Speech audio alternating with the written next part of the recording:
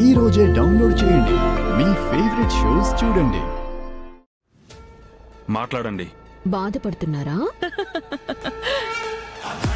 మరి కాసేపట్లో నువ్వు చావబోతున్నావు. చావబోవడం ఏంటి? నేను నిన్ను పైకి పంపించడానికి ప్లాన్ చేశా. నేను 25 ఇస్తాను. నేను చెప్పింది చేస్తావా? చెప్పండి మేడం. ఈ బాంబుని ఆ కార్కి ఫిక్స్ చేయి. బాంబ్ ఫిక్స్ చేయించారా? కారు బ్రేక్ వేసావంటే చాలు, బూమ్ అంటూ పేలుతుంది.